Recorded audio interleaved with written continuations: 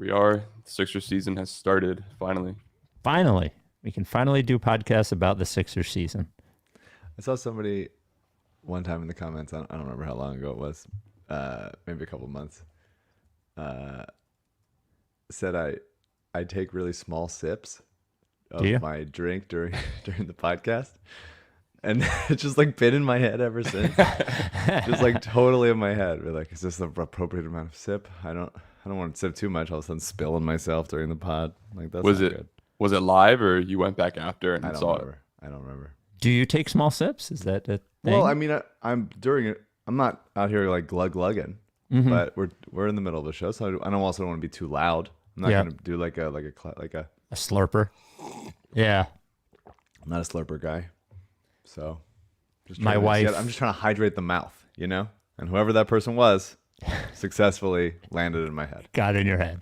Yeah. My wife has a huge problem with any sort of slurping, whether it be coffee or soup or whatever.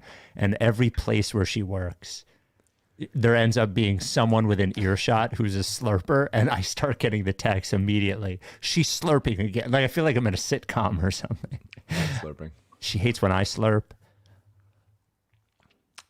Yeah, I don't know. It must be that they aren't thinking about it. The slurping, you mean? Yeah, I mean I don't know. I think at one point I started doing it as a joke to be like obnoxious around friends and stuff. Yep. And now it's kind of just turned into like a full-time thing where like I'm just by myself and I'll just like catch myself doing it. But it wasn't always like this. That's how it starts. It was just a bit at first, and here we are. All right. I suppose we can get going here on this Sunday morning. Slurping away. The Rights to Ricky Sanchez podcast, presented by DraftKings Sportsbook. Download their top-rated app and sign up for DraftKings Sportsbook by using promo code RTRS. And brought to you by Big Barker Therapeutic Dog Beds. Get yours at bigbarker.com/Ricky. Body Bio, the home of Gut Plus. Get 20% off Gut Plus in any Body Bio product at bodybio.com with code RTRS20. Kornblau Kornblau, the official law firm of the process. And our friends at Kinetic Skateboarding. Get 9.1% off your first order with promo code Dave Silver. On the show today, on the verge of complete catastrophe, the 1-4 Sixers win back-to-back road games to improve to 3-4, perhaps save Doc Rivers' job for the moment. We get a Tyrese Maxey 44-point explosion, plus the return of Matisse Thybulle. Still pretty weird. Not without its flaws, but won a couple of games. Speaking of weird, the only team whose coach is being roasted in a diss track online is the Sixers. The author of that diss track, Prez Carter, will join us to talk to us about his Doc Rivers song, which now has 600,000 views on YouTube or no, Twitter. It's great. Cannot wait. I did mention Kinetic Skateboarding. Now is the time. I was just running before the pod. The leaves are all over the place. Fall is here. The home of fall is Kinetic Skateboarding. You need new jeans. You need new sneakers. You need hoodies. You maybe want to get your snowboard all tuned up as winter is approaching. Kinetic Skateboarding is where you got to go. And you don't have to be a skateboarder or snowboarder. I sure am not. I love the gear anyway. KineticSkateboarding.com. They're right down there on Route 202 if you want to visit in person. But if you go to KineticSkateboarding.com and you use code Dave Silver, you get 9.1% off your first order. Without any further ado, Amos and the chef.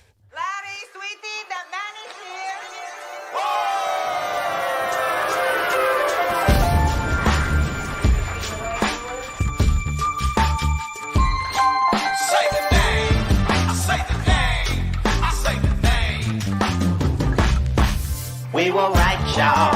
We were right. Even when it went wrong, we were right. We was right, y'all. We were right. So say the name. Say the name. We were right, y'all. We were right. Even when it went wrong, we were right. We were right, y'all. We were right. So say the name. Say the name. Say the name.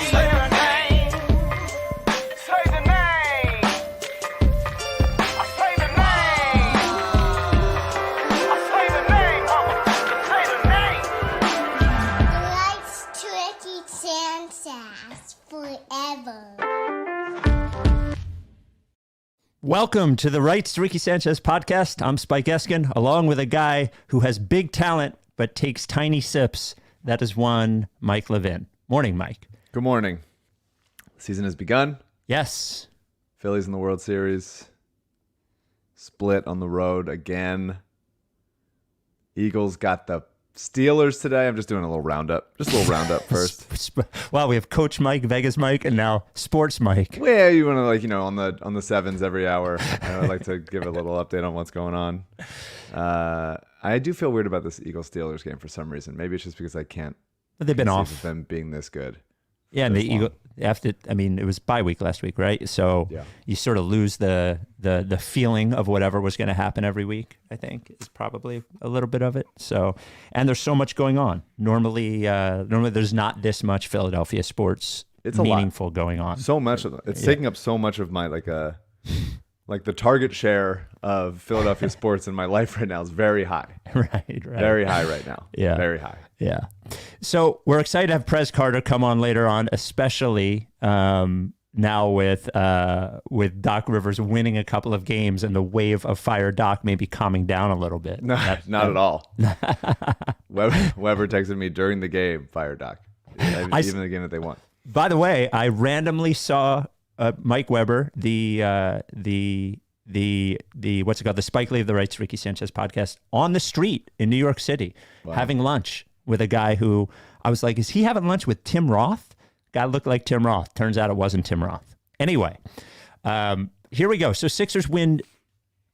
I thought the win against the Raptors was entirely predictable with Embiid being out. That is the sort of thing that happens almost every time. So Sixers beat the Raptors behind just a fucking heater from Maxey, a predictable heater, as Maxey will definitely at this point thrive with Embiid out because the team will move faster.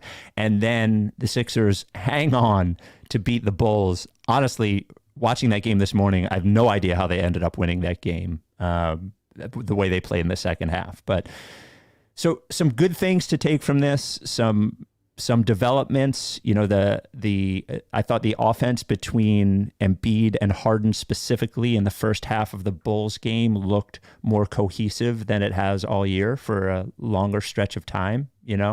I thought the way that D'Anthony Melton has played, who ended up starting in Embiid's place, sort of. D'Anthony Melton is certainly, I think at this point, everything that we had hoped he would be. I see him at center. Yeah, backup center.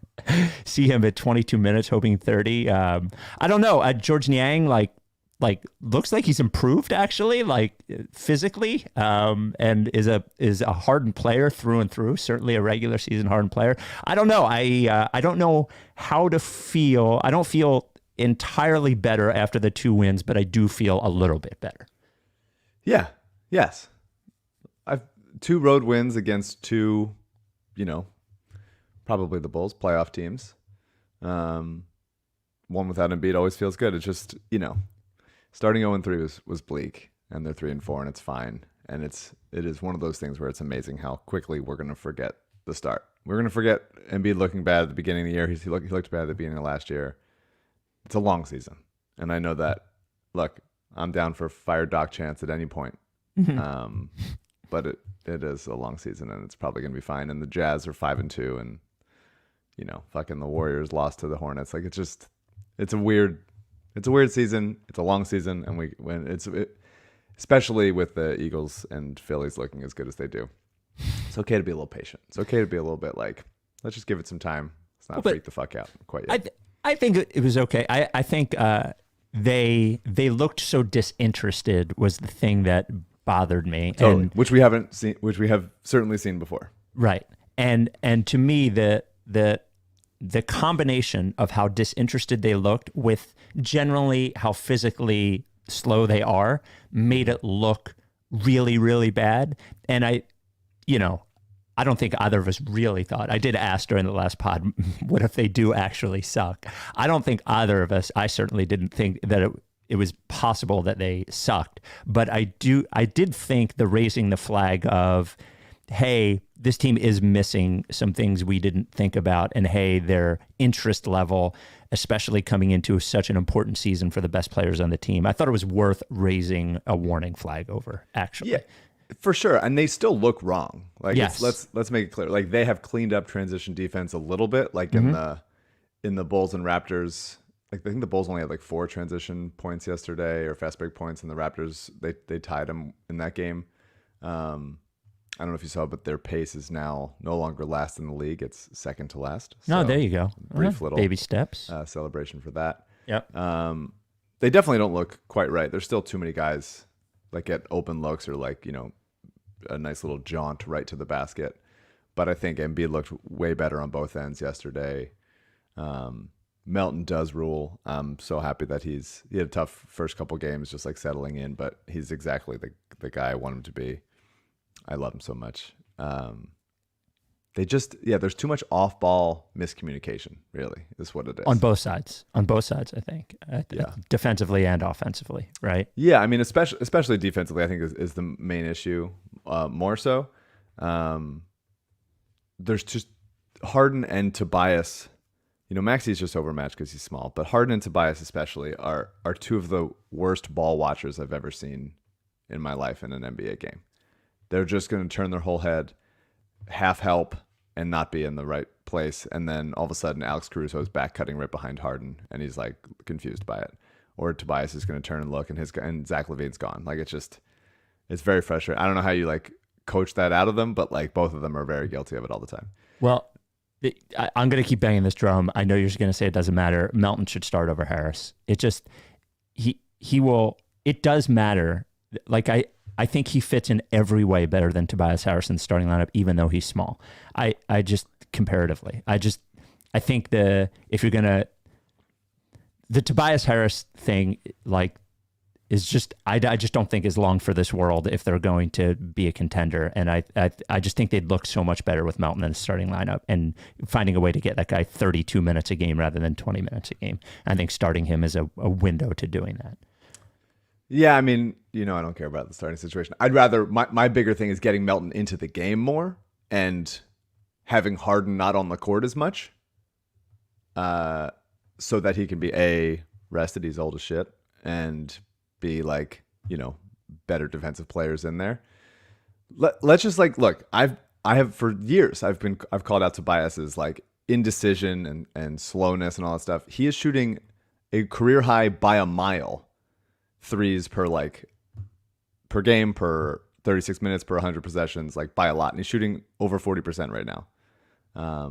So we have to give him credit for that because he's doing the thing that we've asked him to do. Obviously, like if you put it in context of expectations for his contract, of course, not what you would look for a guy you're paying, you know, fucking half a country's GDP. They just need like another defensive, disruptive player. For sure. But Tobias on-ball defense is perfectly fine. It's off-ball that he just loses this guy. And that's the issue situation. Yeah, it's part of it for sure. And which makes it worse with Harden also. And it's just two guys that Embiid has to then like, you know, watch out for when their neck starts to get like looky-loo. Embiid has to be like, all right, I'm gonna have to clean this mistake up again. But I will say, like, Harden defense. I've been thinking about Harden, like watching him offensively. It's really like watching, let's say, current or like over the last couple years, Tom Brady, in the sense that he's just like taking what the defense gives you and just being like, if you make this choice, I'm gonna make this choice. If you follow the roller, then I'm gonna kick it to the corner. He's just like simple shit, like in the right position. But it's also like what Tom Brady would look like if Tom Brady was asked to play defense. Right. And it's just like, that's tough. Well, that's very tough. And he's also not as mobile, all that stuff. But it just feels like it is special to watch Harden do what he's good at, and frustrating to watch him do what he's either never been good at or no longer good at.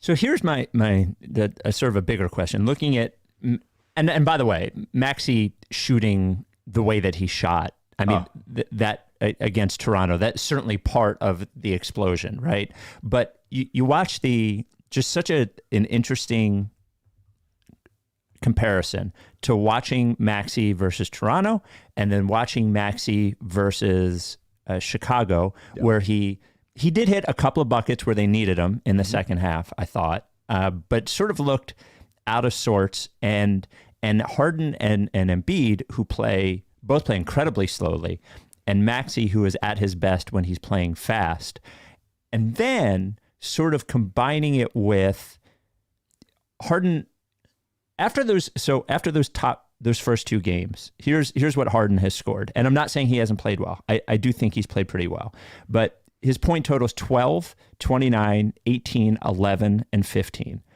Fewest drives of his career, fewest free throw attempts in the last 10 years. Before last night, he was at 5.5. Now he's at 6.3, right? Most mid-range jumpers of his career, or at least in the last decade. And I'm just thinking about how this, and I know there's time for it to happen, but how it plays out. Is it possible, like, is there a world in which we are maximizing Tyrese Maxey offensively with these other two players being Harden and Embiid? Because all that is to say, to get back to the Harden thing, I know this is all we really wanted from him. Can he distribute? Blah, blah, blah. But I think the other thing that's clear is, like, he can't get to the rim. And in the playoffs, we are going to need somebody to do that. And, like, it's going to have to be Maxey. And is Maxey going to be able to do what he does the best with Harden and Embiid? It's a long question, but it's sort of what I've been thinking about. Well, I think that the task for the whole season is to figure out how to develop an ecosystem where, and we'll have Doc Rivers diss track guy on later to determine whether or not Doc is capable of this. About 10 minutes. Mm-hmm. Prez Carter. But an ecosystem where Maxey, Harden, and Embiid can thrive together, and where it doesn't feel like it's the very disjointed Harden is doing his thing, and now it's time for Embiid, and now it's time for Maxey. Because Harden obviously is very slow in the half court, but he also is one of the best hit-ahead passers in the league. He had a really nice one. I think it was to Tobias yesterday. That was awesome to see. I love that. Like, anything where you can get easy looks like that, which they didn't get last year at all, is great to see with Harden opening those things up. It's just like Harden running pick and rolls. Yes, absolutely. All day. Give it to him. He had a step on Derek Jones Jr. yesterday, and Alex Caruso had to step up, and then Harden had a nice little bounce pass to Harrell for a dunk inside. Like, those kinds of things, he can turn a corner with some help. Like, it's gone are the days where it's like, oh, get Clint Capella out of here because Harden should just be ISOing by himself. Like, that. It shouldn't be the case anymore. He is not that guy no longer. He's older. He's slower. He doesn't have enough burst to do that. And we don't want to do that because we have Embiid and we have Maxey. Like, it's just not an effective way to run an offense either now. Maybe the numbers bear that out, but definitely not in the playoffs. And so just get me to a situation where he can run pick and rolls and Maxey can be counted on to get to the rim, to get paint touches where the defense has to start rotating and stuff. And then good things can happen out of that. So I think that over the course of the season, because of how good Maxey is, and we should spend more time talking about it because it's insane. That game against Toronto was just unbelievable. How good he was. How it's amazing how good of a shooter he's become. It's insane. And just like touch inside and the floaters and like going to his right and finishing over around people. Like, well, the finishing, honestly, as much as the shooting, the finishing inside was not something he really had. He was like Mr. Floatery guy, but he's not. He has that layup high off the glass, which is almost seems impossible every time he does it. I mean, he's the most dynamic finisher that the Sixers have had since Iverson. Like, I think that's with the ball in his hands. Pretty obvious, 100%. Yeah. He's unbelievable. He's so special. And all the quotes after the game, like Tobias said something like I thank God every time I share the court with him, or like he's like, my wife wants me to protect him. Like it's and Matisse had another nice thing to say. It's like, he's a really special kid, a special player, and I'm so happy he's here. And they need to continue empowering him to, he's not going to score 44 a night. He's not going to score 44 on nights that Joel's there, but he needs to be a bigger part of the offense all the time. Yeah. And it can't be times when he just like fully disappears because Harden is doing his thing. Now, like because he's capable of shooting off the catch, when Harden's running pick and roll, he's helpful there. He's not like he's just standing in the He's not a spot. zero there. Yeah. Absolutely. Well, but I would like to see fewer Harden minutes, absolutely. Fewer Harden ISOs, 100%. And when we're using Harden, it's in pick and roll, get the defense rotating, that kind of thing. Because, it's futile to ask Harden to be like, hey, can you shoot off the catch regularly and become comfortable doing that? Because he just doesn't like doing it. And the idea of him like moving around off ball is also like, he's basically not in the same way, but the stubbornness of Harden, even though like I'm fascinated by his mid-range development this year. I'm truly like, it is unlike anything. I know people are talking about it, and maybe rightfully so, is like indication of, oh, maybe he just can't get to the basket anymore, which is partially true. But also he's, I think, comfortable taking those shots, and he looks good taking those shots in mid-range. Yeah. So it's an interesting thing, but like he's stubborn as far as moving off ball goes. And I just want to like know that that's going to happen and allow Maxey to operate a little bit more. Yeah, I have a comparison to make with those two. Before I do, Big Barker dog beds, Big Barker therapeutic dog beds. Do you have a bed for your dog? You got a dog, right? You have a bed for your dog? Take a look at it. Take a real look when your dog lays on it. Sort of sink down to the floor. Looks fluffy, right? But definitely not supportive. Big Barker dog beds are supportive. They are made specifically to keep your dog healthier. Dog spends a lot of time sleeping. If your dog is not laying on something that is supportive like a Big Barker is, the onset of arthritis, the creaky joints, that sort of stuff, which happens to us, obviously, it happens to dogs as well, will happen quicker, will happen more severely. Big Barker dog beds proven by Penn Vet in a study to prevent those things from happening. Go to bigbarker.com/Ricky. Bigbarker.com/Ricky. Rebel sleeps on a Big Barker. Donovan sleeps on a Big Barker. You go to bigbarker.com/Ricky. Not only do you get the Big Barker, but you get 2 free processed pup patches that you can put on the Big Barker. And then you send us a photo of your dog on the Big Barker, and we put them in the processed pup gallery.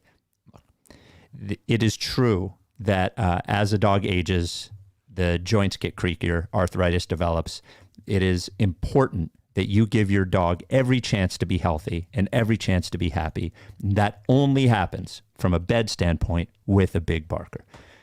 And they're beautiful to look at. I mean, it doesn't look like junk. It really looks like furniture. It'll look good in whatever room you have. Different colors, different sizes, all that. 10-year warranty. The foam does not flatten or they replace it for free. 1-year at-home trial. If you don't like it, they'll give you a full refund. They'll even pay for the shipping. Handmade in the USA. Big Barker dog beds.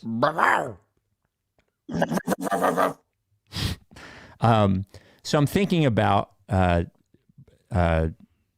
and Maxey and Embiid, and you're talking about it can't just be your turn, my turn. There's really not enough possessions for that even to happen in a game for 3 players who need the ball that much to be your turn, my turning. So I'm trying to think like what these roles should be, and I'm just thinking about like what Chris Paul is like and then what Devin Booker is like and how Booker is able to thrive offensively even with such a ball-dominant point guard like Chris Paul. And I think Harden has done a good job in adjusting his game to become, he's always a great passer, but more of a distributor, right? And even with the mid-range is sort of like Chris Paul-esque. I think part of it is him ticking his brain that way another notch in terms of both what he wants to do with the ball, but also the speed at which he does it. And I just think like when it's a Harden possession, they just need to get into things more quickly, and his brain needs to get into who am I getting off right now? And Maxey needs to be one of those players. And I think when I think about backcourt mates that are able to do that, Paul and Booker are one of them. And I really think like as much as Maxey has evolved, his brain as a scorer just has to get there more. Like his responsibility, the team has to lean on him that way, because I think the only way they really have a chance in the playoffs is if he is a primary option in that way. Well, I think that mentioning Paul and Booker, the thing that they do for Booker is they run him off screens a lot. Yep. Off ball. And because Ayton is such like a, they're giving so few post touches to Ayton, like a couple, but not nearly as much as Embiid gets, and deservedly so. But Ayton is such a classic like screen and roll big man that there's nobody in the way of that. Like, he's happy to set off ball screens. I would love for them to set more off ball screens. I think the offense is a little bit, especially with Embiid out there, it's like guy in the corner, Embiid in the middle, or either at the high post or at the low block, and then or setting a screen, and then Harden and Maxey like kind of taking turns up top. And I would love if it's just a little bit more movement to get some actions happening. And Maxey has become a good enough shooter. We're running him around screen, like, and they don't have anybody that does that right now, because like, the only person that you could consider a movement shooter on this team is Korkmaz, and he's not playing. And so I would love a little bit more when Harden has the ball, rather than Maxey standing there. Can we like open up sets for him to come off a screen, and then people will, because he's shooting so well from three, all of a sudden people have to switch off ball, and then Embiid or Tobias or whoever who's screening for him. This is Coach Mike's segment, by the way. Yes. Then all of a sudden somebody's rolling to the rim, and then there's more stuff for Harden to pick apart, and he can like, not just on ball stuff for Harden to dice him up, but also off ball. I think it would like help a little bit. And it seems like some of the offensive stagnation is just Harden holding the ball, kind of wondering if something's going to happen, and then just like draining the shot clock from there. And it's like, if we can have some more actions happening, then I feel like we should. But maybe that's a Doc thing. Coach Mike is a keeper, by the way. And here's my question to you as Prez Carter will join us in moments to talk about his diss track. And CJ, I want to play it right before we bring him on. So just as an FYI, would you consider allowing either video or audio recording on you specifically for an entire game as you're coaching, so we can get that audio?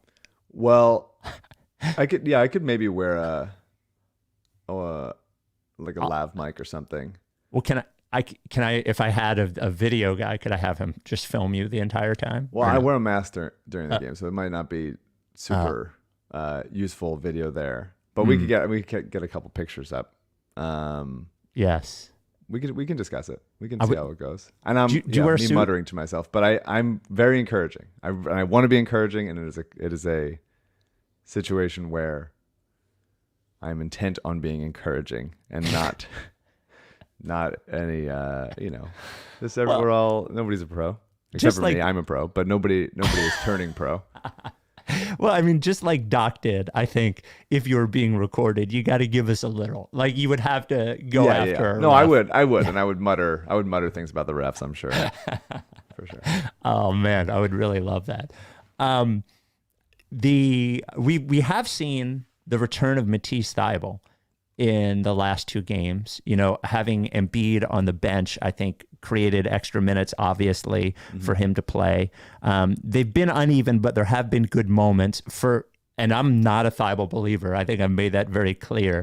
But it is nice to see someone on the court who isn't so fucking slow. Yeah, and yes, defensively, that's their issue right now. And I don't think it will always be, but just having someone that you have to account for in the defensive end. Like, you see Melton over the last few games has gotten so many steals, has intercepted a bunch of passes in passing lanes, as like, he's fast enough and long enough to like dig in. He's fast enough to help off ball and recover back to his guy, which so is Matisse.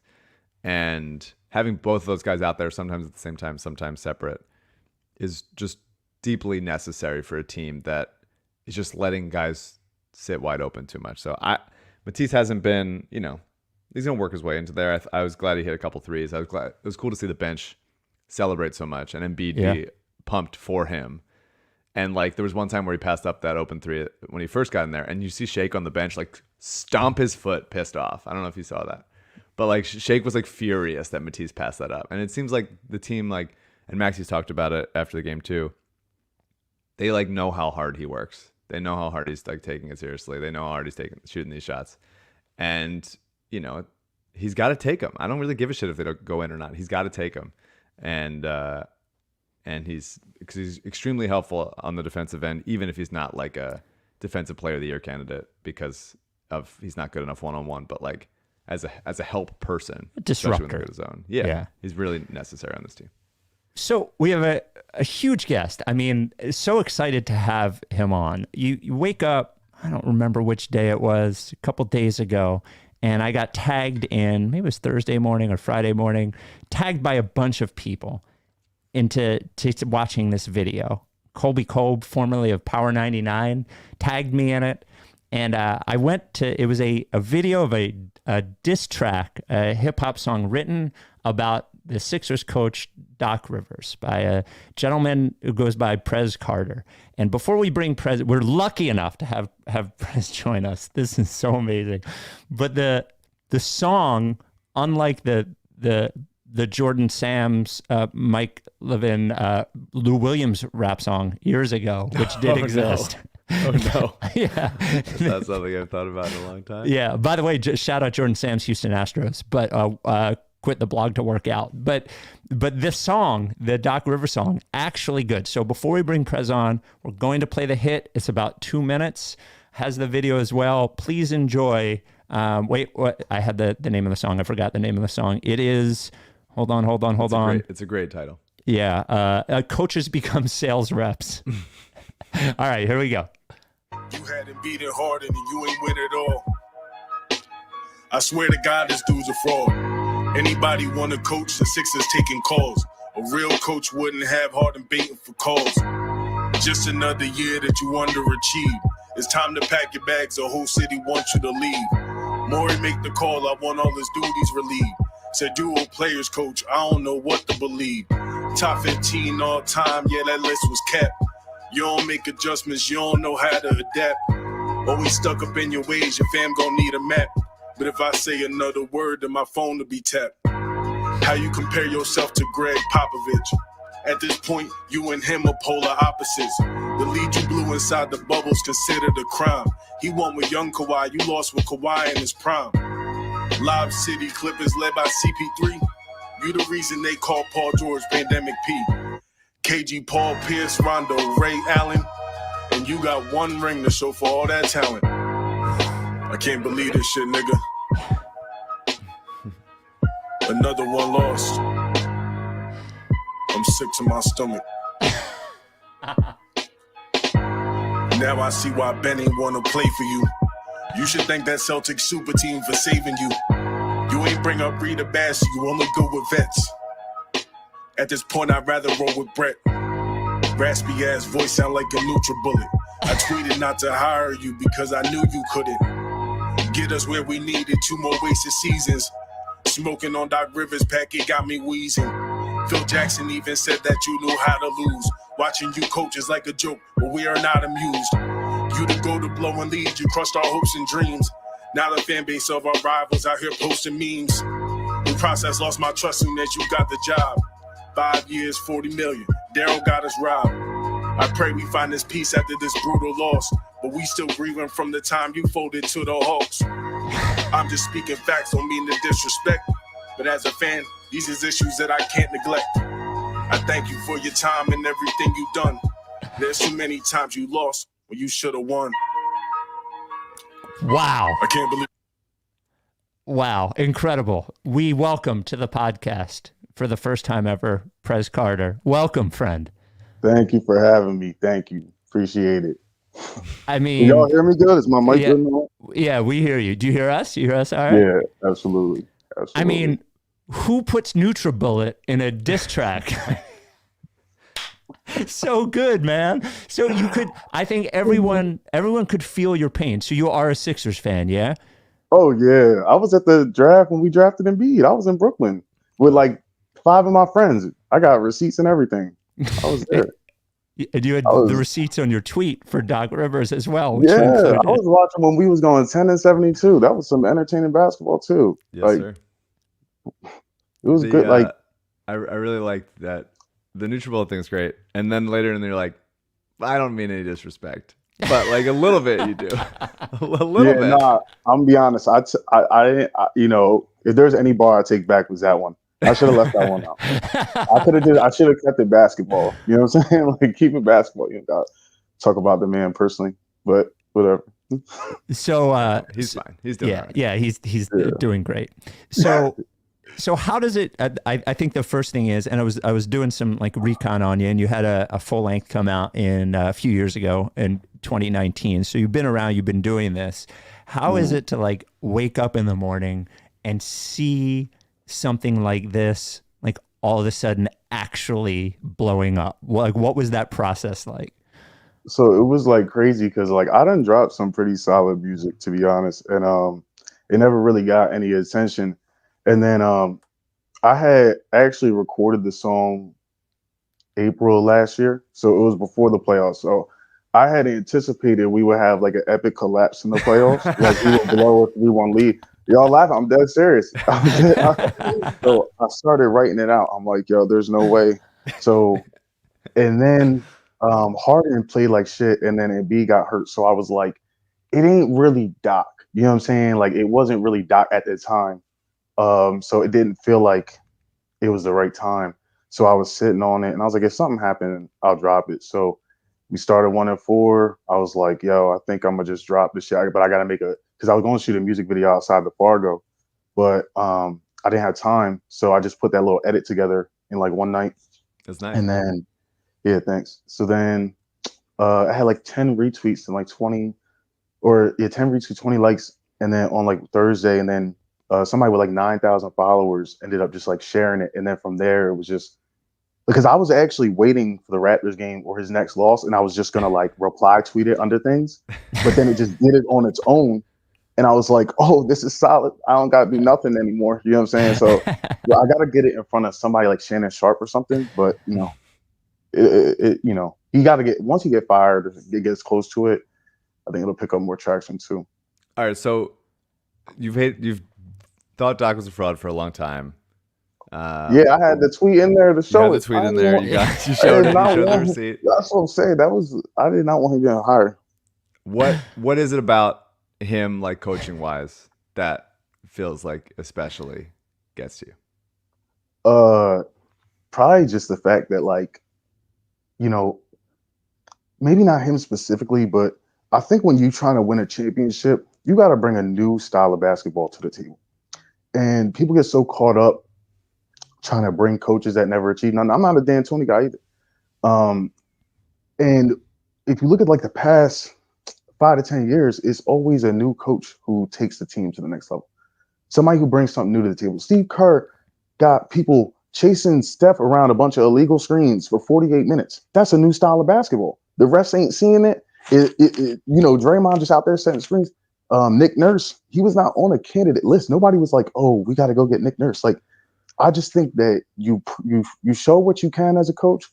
We've seen it, and then that's it. And then you know you can go coach the Kings or something, get them out of poverty. But you can't actually take a contender when you got to go against a real contending team. You're gonna fold every time. If we haven't seen you, and the only time you did it was when you had some of the best talent in the world all on the same team. So right now, the offense looks stagnant, though. I don't really like it. Doesn't seem like the ball moves a lot. I didn't like that Maxey dropped 44 with Joel. I feel like he can drop 44 with Joel there.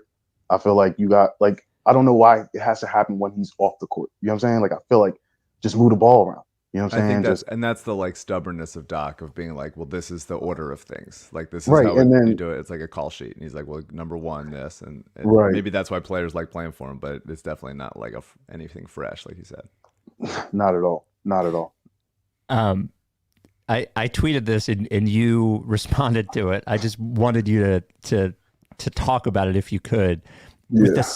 With the size of with how big this has gotten on the internet, it is almost impossible that the Sixers players have not heard it and shared it in some sort of group chat and are thinking about it when they see him at first. Like what goes through your mind when you're thinking about the fact that somewhere Joel Embiid is like even if he loves Doc, is listening to this song, like laughing his ass off somewhere. Yeah. Joel's a troll, so like I feel like this is right up his alley. I feel like he probably bumping this shit on the way to practice and shit. You know what I'm saying? So, you know what I'm saying? Like, but it is dope. Like I feel like hard, and I feel like they all heard it, and it's crazy because there was a couple people like the Cuffs the Legend. He actually shared it, and he's followed by KD and LeBron. So I was like, if LeBron seen this, bro, it's up. If LeBron seen this, it's up. I hope Kawhi saw it because I know he felt that. I know Kawhi felt that. What do you think about, like, is Sam Cassell too close to him for you to feel like that's the guy that should come in after? Or do you feel like there's some freshness there? I used to think that, but Ty Lue was under Doc. Yeah. And Ty Lue was doing his thing. So I'm going to kill that narrative now. Because Ty Lue is he took the Clippers to the conference finals with just Paul George. Paul George is a dog, but, you know, they had just Paul George and some dogs. Kawhi up until the semis, but. So, you know, sometimes when people get famous, like they need a thing, right? Like this guy. So I went onto your Spotify and there's a song called Ime Udoka, and I'm wondering if you're like what you think about Prez Carter really hitting as like the guy that writes songs about NBA coaches. Yeah, I don't want to get too caught up in that. That's the last time I'm doing it because I don't want that to be my whole brand. You know what I'm saying? Because once that's your brand, you can't really. People are not going to take you serious. Yep. And I actually got some some dope music that I'm recording next week. That's actually like real like conscious rap. That was just a time where Ime Udoka was actually. What can we talk about? Can we curse on this and talk about anything? Curse. Yep. Okay, so I'm a New Jersey resident at the moment. So, you know, they passed recreational cannabis recently, and the Ime Udoka song, it was like a Sunday morning, and I was just a little, you know, recreational. And I was just listening to some beats, and I was like, oh, I feel I'm on some praise. And then it just came to me. But it's like the most unserious song ever. But yeah.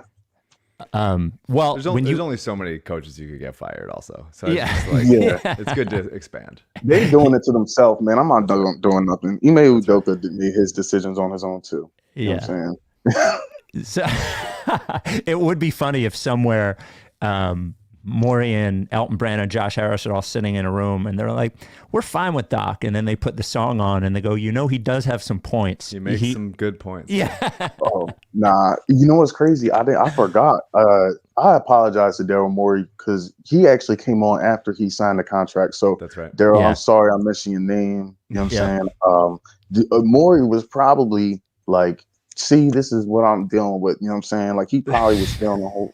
You know what I'm saying? Elton Brand, you know what I'm saying? Elton Brand, lucky he didn't get it too, because I had some beef with him. You know what I'm saying? That Horford and Josh Richardson BS, man. He lucky I left his name out of it. Josh Harris almost got thrown in that John too. Yeah. Man, there was a couple of them that almost caught smoke too. You know, it was a lucky day when I was writing. Big time. The thing that gets me, there's a lot of things about Doc because he's been around a long time, coached a bunch of teams with a lot of expectations. And so he's been on a lot of national TV games forever. Now he's here. And there's like some Doc antics and isms and stuff that you're like, what? You start to bother you. And the way he walks onto the court after a timeout just really bothers me. Where he's just sluggishly like acting like he's got like a whole board up his ass. Like what is that going on there? What bothers you especially about Doc? What bothers me was actually one of the bars where I said a real coach wouldn't have Harden baiting for calls. If you look at the players, like when Joel and James be on, no disrespect, I love them guys, but when they be reaching for some calls that aren't calls or they're ticky-tack calls that's not going to get called in the playoffs, Doc will be arguing with the ref on it. I'm like, bro, why are you condoning this BS? You know this shit not basketball. Yeah, like that's what drives me crazy. I'm like, boy, you know that's not a foul. We all know that's not a foul. You don't have to support them. Just bring them to the sideline and be like, bro, play your game. Don't be worried about it. And instead, he's like, you know what I mean? Like, bro, you know. That's a good impression. You know it's not a foul. Like, dude, you are when you have the new music, if you would like to have us promote that new music, you're now, we consider you part of the you're part of the team, whether you like it or not now. Thank you. No, absolutely. Thank you. You know what I'm saying? And I can kind of bridge the gap, you know what I mean? Add some diversity, no disrespect, you know what I mean?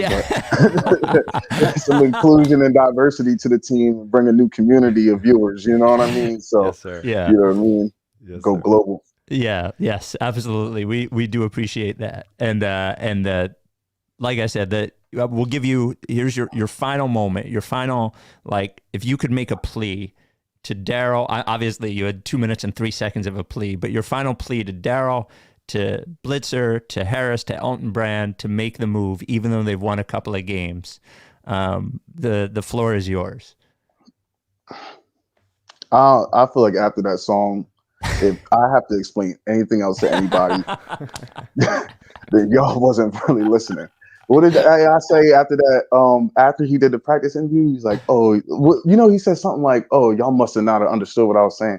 Like after that song, like there's no way that I should have to. That should have been self-explanatory. It was 3 minutes, and it was well thought out, man. If I gotta explain, if anybody has to explain anything further, then they got more to work on over there. You know what I'm saying? For sure. More than just getting them out of there. For sure. Well, your Twitter is at Prez Carter, 2 Z's. The website is prezcarter.com, and you still have your record from a few years ago is up there, first term. But you said you have more music coming next week. Yes, sir. Yes, sir. Well, recording next week. I'm gonna figure out what I'm gonna let this do what it does, and you know, and then once I feel like I'm ready to put the next stuff out. And then, by the way, prezcarter.com, let me just plug this in real quick. We got an exclusive limited edition Doc Rivers tribute t-shirt that's dropping. Did you see it? I did. I actually I put it in the notes. CJ, if you would put the Doc, we're going to put it up on the screen. The Doc Rivers. Yeah, this shit is tough. It's custom designed by Prez Carter himself. prezcarter.com. Go get the limited edition Doc Rivers, or I'm sorry, it's Glenn Rivers t-shirt. Glenn Rivers t-shirt, you know what I'm saying? And don't blame me for the shipping costs. That wasn't on me. I made it nice and affordable though. And we in inflation. So I didn't even add the inflation prices, you know what I'm saying? So here we go. There it is. The Glenn Rivers t-shirt. That's on this stuff. I designed it myself. I'm so proud of me, man. Yeah, go get that Glenn Rivers tribute t-shirt, man. That's you got sizes small to 3XL. You know what I'm saying? Go get that t-shirt. I'm gonna order one today. I want to wear it. I will wear the Glenn Rivers t-shirt. I appreciate the love. I appreciate that. That's love right there. That's love. All right, Prez. Appreciate you, man, and congratulations on the track. Appreciate y'all. No, genuinely, thank you. As you can see, I don't have many followers, so this is big for me. So I appreciate y'all bringing me on and recognizing the bars. You know what I'm saying? It's about LeBron said at the finals, it's about that time or about time. You know what I'm saying? So that's how I feel right now. So appreciate it. Thank you, man. Thank you for what you do. Thank you for your y'all service. Have a good one. Go Birds. All right, go Birds. That is Prez Carter. The part of the song where he just goes like, the music stops. He's like, I can't fucking believe this. Like, it's just like stopping, be like, what the fuck? I can't believe I'm even still doing this. Yeah, the song is still going on. I'm still upset. It touches us, I think, right? Yeah. All right. Thank you, Prez Carter. As I mentioned, prezcarter.com, 2 Z's, Prez Carter on Twitter, 2 Z's. There you go. Body Bio is one of our sponsors that just came out with a new product that is really important. So Body Bio is a supplement product, a supplement company. I'm like, people over the last few years, health, how healthy you are has really come into focus, and like being healthy, like drugs aside, being healthy, like the things that go into your body, from what happens in your gut, what happens in your brain, sleep, all those things, super important. And Body Bio focuses on those things. So they're a supplement company from right here in the area, family owned, family operated, and they have a new product called Gut Plus. A lot of people take probiotics, and they take probiotics because they don't feel great, right? They're bloated, they're irregular, all those sorts of things. And the probiotics are fine. Your body actually produces them naturally, not enough of them. But the ones that you're taking are probably not doing anything because there's so many different probiotics, hundreds and hundreds of them. And if you don't have the exact right one for your body, it's not doing anything for you. So in comes Gut Plus, really the only gut supplement you need, which is no probiotics, is a prebiotic and a postbiotic. So what it does is the prebiotic goes into your body and destroys all the bad bacteria. And what that does is it allows your body to make probiotics naturally and lets those flourish in your body. And then the postbiotic from Gut Plus comes in and gets rid of all those symptoms that you're trying to get rid of that the probiotics you're taking for aren't doing. Gut Plus, just try it. 1 pill a day, maybe 2 if it's an extreme case. Try Gut Plus. Go to bodybio.com, and use code RTRS20. You'll get 20% off Gut Plus and everything else in the store. Once again, I will say I am taking Gut Plus, and I'm generally pretty skeptical of this, the just supplements for supplement's sake, but it is working and doing great, and I feel way better. That's great. Body Bio. That's great. And, I've mentioned Elite solved the cramping problems I had in my feet and my calves. I take for basketball. Absolutely. Yeah.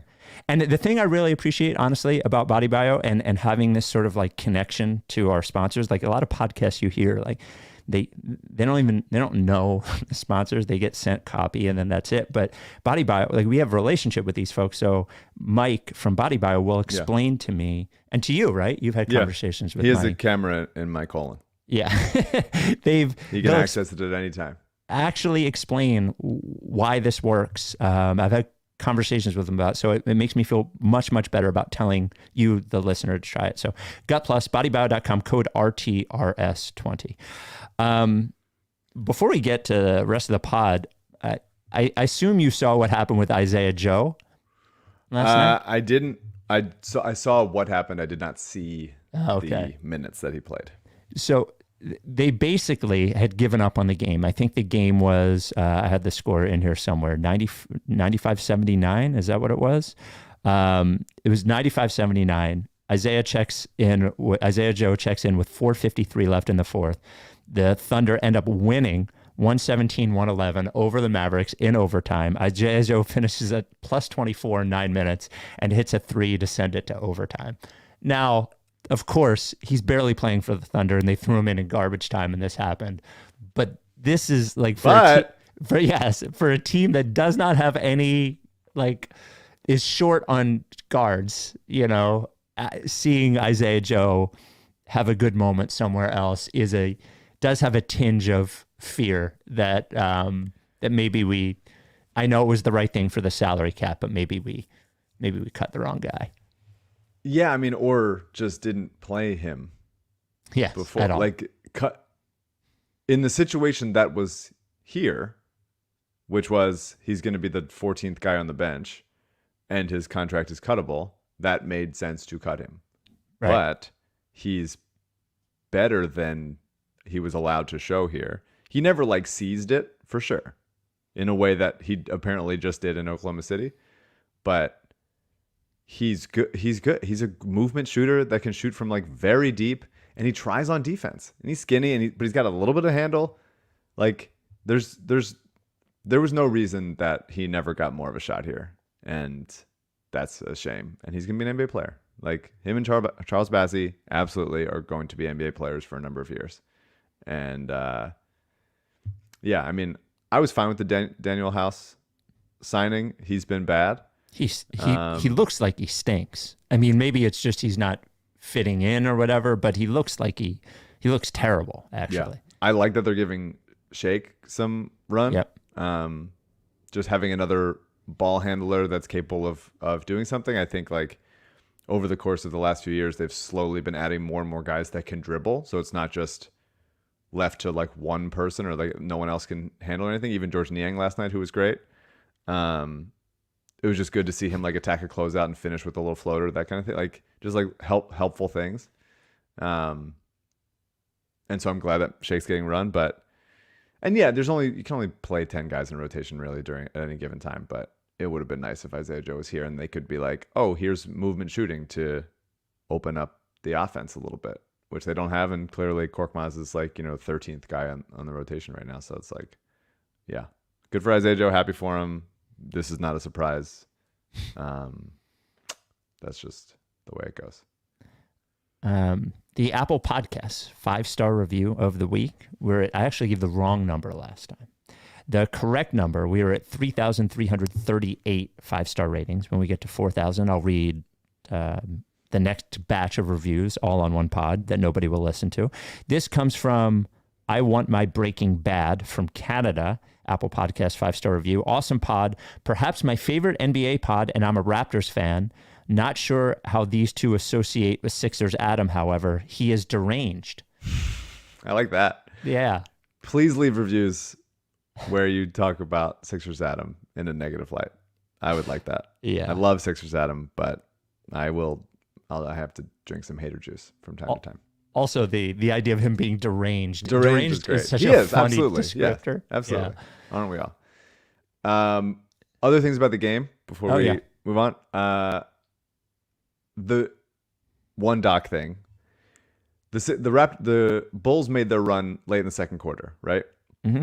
Last 5 minutes or whatever. Embiid was off. I believe Maxey was off as well. It drives me insane. One of my longest held. I've been on the internet for a long time, Spike. Mm-hmm. You know that. I've been on the internet for. I just turned 33 a couple days ago. Wow, you're older than I remember. Yeah, I mean it keeps happening, man. And I've been on the internet since I was like on Sixers internet since like 19 or 20. It's a long time. Mm-hmm. And one of the earlier things that I wrote was stop benching guys when they are in foul trouble. Just like automatically. Mm-hmm. Yep. There needs to be more thought in it. And Doc benched Maxey for the last 5 or 6 minutes of the second quarter with 3 fouls for no reason at all. Has Maxey ever fouled out of a game? Do we know? CJ, can you check? If he has, seems impossible. Like less than once or twice. And just to be like, we cannot play him. He has 3 fouls. We simply cannot play him in the late in the second quarter because I get it on Embiid, by the way. I get it on Embiid. Embiid, it's a different story. I'm not saying never bench anyone when they're in foul trouble, but you take them out for a little bit. But Maxey didn't make sense to, and they're losing the lead. They lost a 16, 18-point lead just because like they had no juice. Obviously, the defense wasn't good at that time too. I'm not blaming the entire thing on Maxey being on the bench, but you just it's this like automatic thinking of like, well, I have to bench him, or like the same thing like the Padres not bringing in Josh Hader to face Harper because it's like, well, he's the 9th inning guy, and we can't have him get 5 outs. It's like, well, this is the most important out right here. Like it's important to stop this run, and Maxey can defend without fouling, or you do it later. It's just like willingly like cutting his minutes so that he can play later. It was insane to me, and part of the reason that they lost the lead, and that is like we struggle a lot, I think, sometimes with like, you talk about, do they need the coach to motivate them? Like, do they need the coach to like give them a pep talk so they're like, I'm gonna play hard for this guy?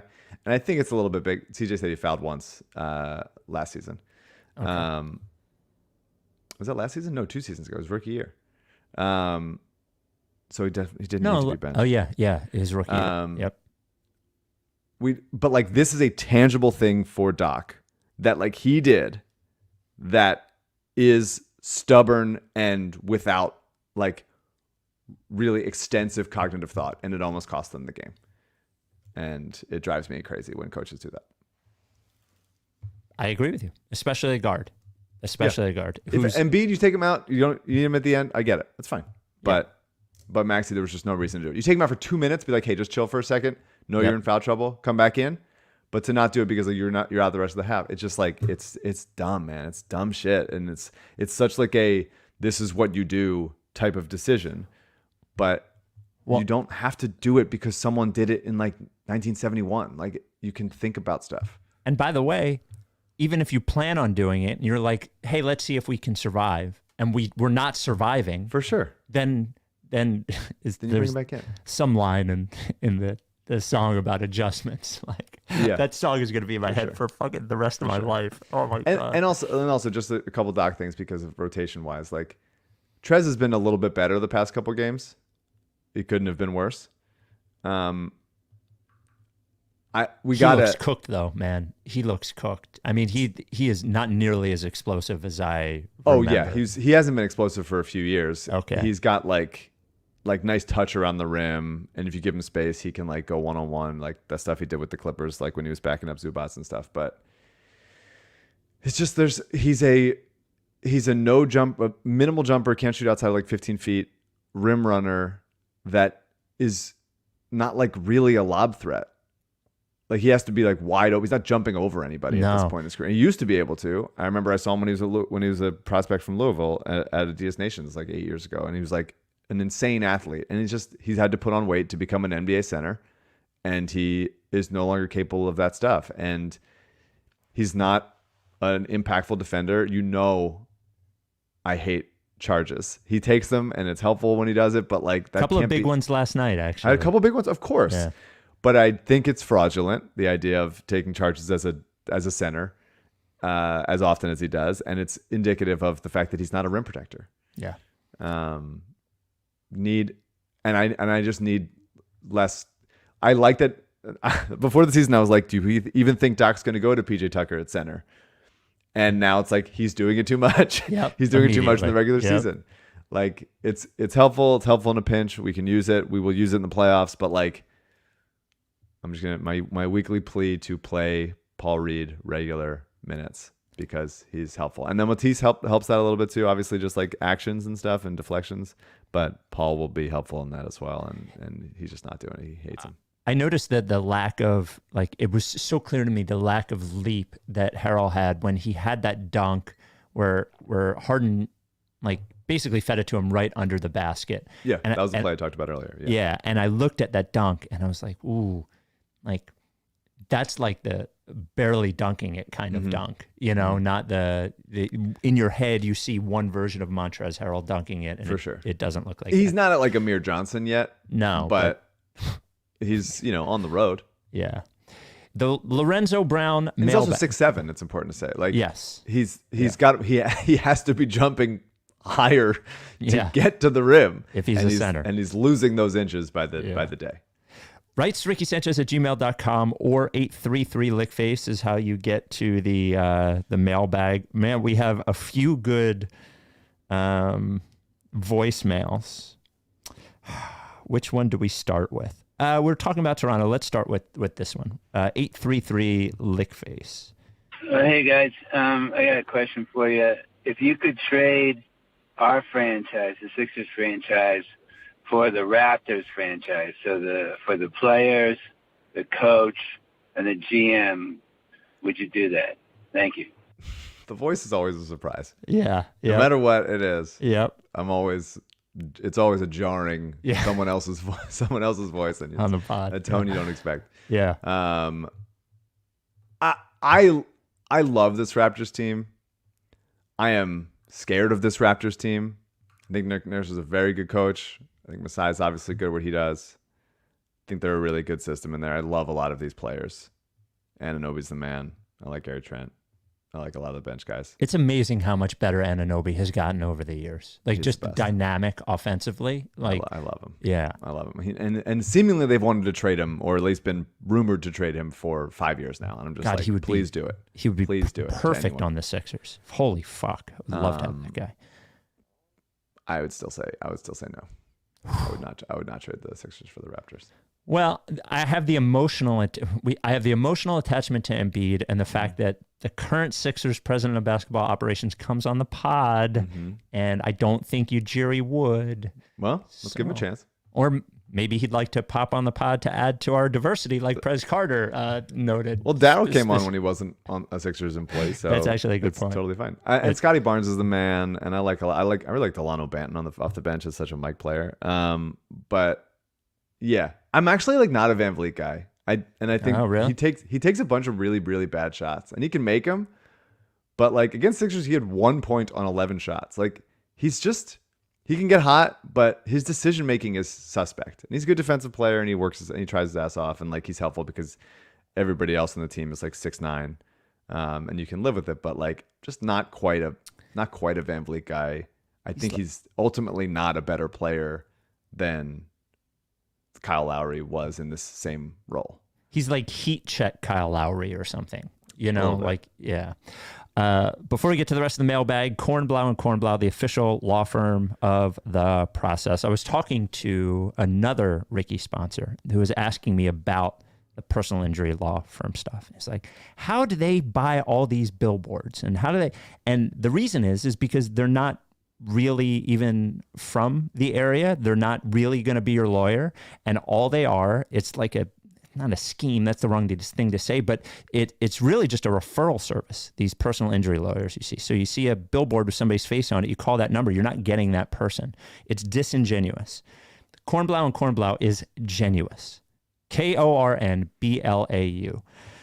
Adam Kornblau, this Ricky guy, reached out to us. His parents started this law firm 4 decades ago. He now runs it with his mom, and they have had his mom's, lawyer. She's not just hanging out. They have had some of the biggest medical malpractice results in all of southeastern PA. They will take care of anything. Having been through a personal injury lawsuit, was rear-ended by a woman who was on PCP, actually, they take forever a lot of times. They are complicated.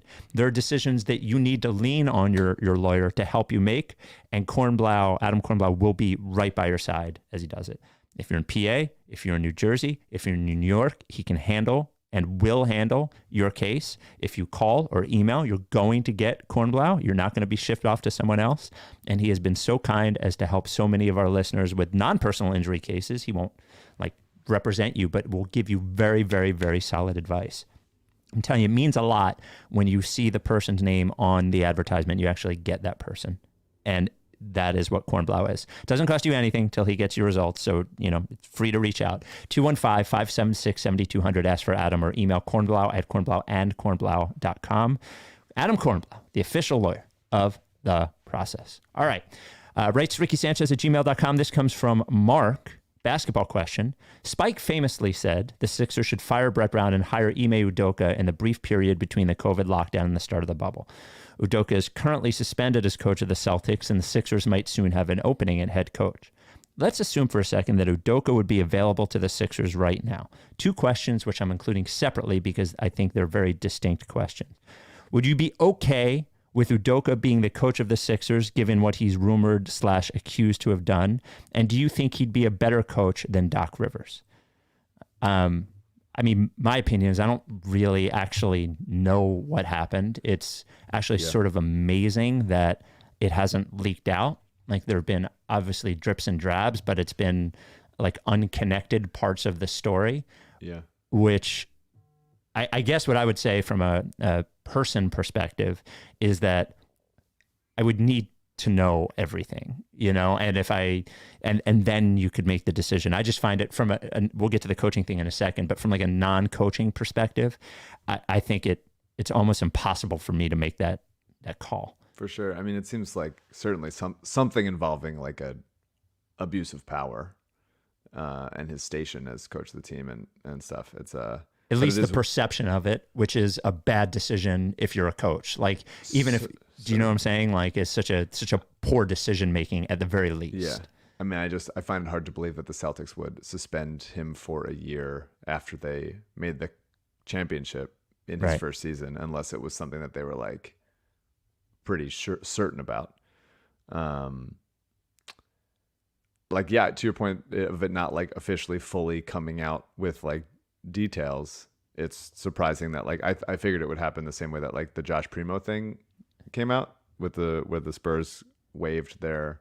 Oh, I didn't see that had come out. He released a statement saying like mental health, and I've suffered personal trauma in the past. And I'm seeing it now. And yikes! Then it came out like the next day that he was like exposing himself to multiple women in the organization.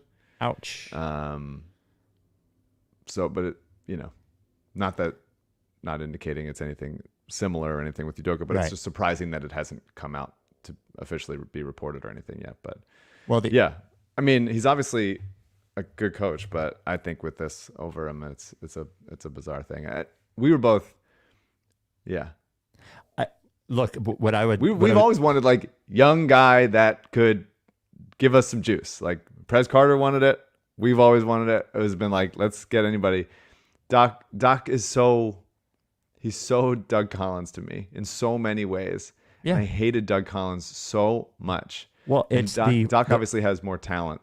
That has had more talent to work with than Doug. Yeah. Doug is just like, I'll get you from 32 wins to 38. And that's a promise. Like, great, man. What a fucking useless skill. Honestly, I think Doug Collins has more utility than Doc Rivers stuff. It's like, if you need if you want to get your team to like, is a disaster and clean it all up to get it to be 500 or something, like Doug Collins has shown he can do that. I don't even know what Doc Rivers has shown he can do aside from win with 4 Hall of Famers. Did you read the Jeremy Strong profile from a couple months ago?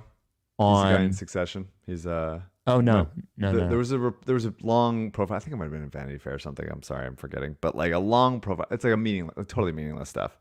But there's a long profile of him that's like talk about like how he works and like what his like, you know, Daniel Day-Lewis-esque sort of style of acting and taking it seriously is. And acting is such like it's so much less important than so many people treat it. But wow. It is. Of course it is. And it's anyway. But it's like other cast members from Succession and people around that have like worked with him, whatever, talking about him.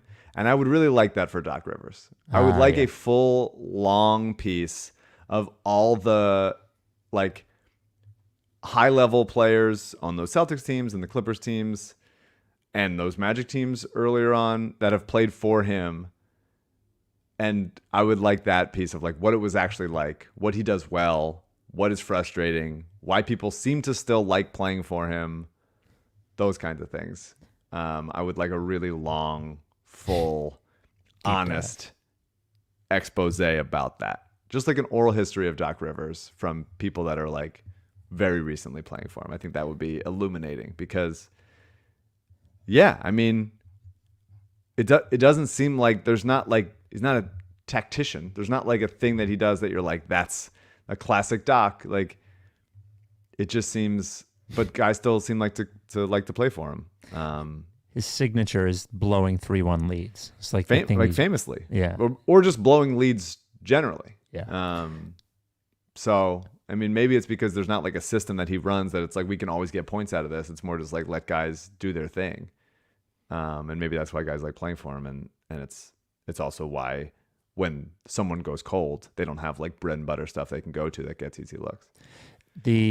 Back to the question itself, Udoka, I have, as a coach, yes, I would take him in a second.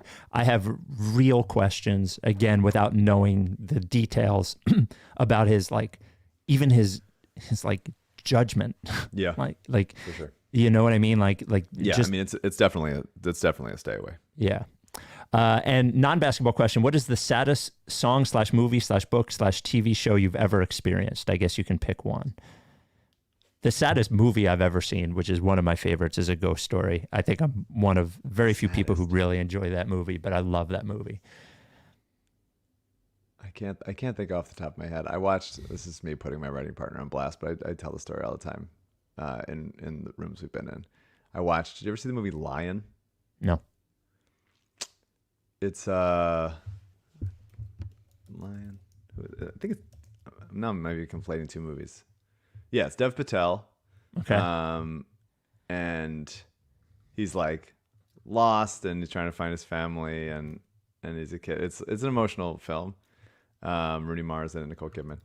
And Rooney Mara's in A Ghost Story. It's sad and like uplifting but sad and like traumatic, whatever it is. And I'm watching it with him on his couch. This is Pat, who's been on the podcast before. And we're both crying. It's an emotional movie. But then he starts crying loudly. Like loudly crying. Ugly crying. And just like is really, really in it. And it made me start like, I had to like hold a pillow up to like not to try to like lock it, and so it took it away from me. So that's not maybe the saddest thing I watched, but one of those things where you're just like, yeah, it was funny, and we laugh about it now. But I did see this movie. It's a good movie. Yeah, it's a good movie. If someone's crying a little too loudly at it, then it like sucks it back in with me. I was like, I'm now thinking about what Pat's getting out of it rather than how I'm receiving the movie. My wife in the first 10 minutes of Up, which is very sad, but like the way she cries is like like disgusting. Like chill out, you know. Last one, because I feel like we need to end on this. I cry easy. I'm a very easy crier. I cried. There was a couple Phillies tributes like going into the World Series that like, and if you put Harry Callis in there, like I'm crying. Yeah. Like if you any Harry voice, I'm like automatically I'm done. The final voicemail for the pod, 833 Lickface. Here we go. Hey, Spike and Mike. This is Omar calling in from Dallas. Love the pod. Long time listener. Just one question, Mike. What the fuck is with this Joel Embiid excuses? I'm a big Embiid fan personally. The only reason I follow the Sixers is because of Joel, because I'm not from Philadelphia. But even I can't continue to give him as many excuses as you can. An excuse so ridiculous in the idea that he doesn't know how to not try. And so he either goes 0% or 100%. Like we haven't watched Joel for the last 3 years literally go like have 50% games. Like it's like we've watched a lot of Joel games where he doesn't try super hard, especially defensively, and he doesn't look this bad. This is near 0% effort on defense. This is the worst I've ever watched him defensively. And trust me, I am only a fan of this team because of him. And so, like, if I can sit here and be like, Joel doesn't try, what is your excuse, Mike? What the fuck? I mean, I think like we have seen it. Like the way he plays, it's very evident when he is going less hard. Yeah. And then sometimes he's going too hard. I feel like I criticize Joel frequently, and I don't like it. I don't like how I feel when I do it, but I feel like I do. He's definitely got to be better, but it's also about like he's had 2 near MVP seasons and they've fallen apart in the second round both times. So I think he's in his head about how to both stay healthy and be good, and that's part of like what we get out of it as fans is talking about him, like just like seeing him and feeling his humanity more than anybody else. But like, yeah, he's for the first few games was like really shitty and needs to find a way to be healthy but less shitty. That guy was so mad. It was like a really I love you but I'm mad at you sort of emotion from Omar is why I wanted to include it. Omar from Dallas. All right, we will. The next time we talk to you will be actually at 5 games of the World Series will have been played. Right, Monday, Tuesday, and Wednesday will have been played. So it could be over. The World Series could be over. You could be dead by then. I think is possible. If the Phillies win the World Series, any point, you never know. At any point between pods, I could die. Yeah, and I guess all of us could. Yeah. So who knows? All right. And just a reminder, yeah, because we're a week from Tuesday, November 8th, is the midterm elections. So just go, look up who your member of Congress is and what is up for a vote in your area, and care about the issues that you care about, and see what the people that you would vote for would say about them. About those issues. About those issues. Yep. And give a shit. Yep. So midterm elections, November 8th, and if there's early voting, some places have early voting and drop boxes, et cetera, et cetera. So just a reminder, week from Tuesday. It's important, you should do it, and it's fun. And it keeps CJ employed in some way. And it keeps CJ employed. Yeah, so we need to keep, we keep CJ employed too, but that one keeps CJ more employed. 7 days a week of pods for the way this guy lives. Yeah. All right. We will we'll talk to you Thursday. Go Phils, go Birds, go Sixers, fire Doc. Oh, and thanks Prez Carter for joining the pod. And I absolutely meant it when there's new music. We absolutely we'll have Prez back on. Just him being like, I can't fucking believe this shit. She's still there. She's still there. God. Yeah. Middle of the rap. He stops to think about that. Are you down with TTP? Yeah, Lickface.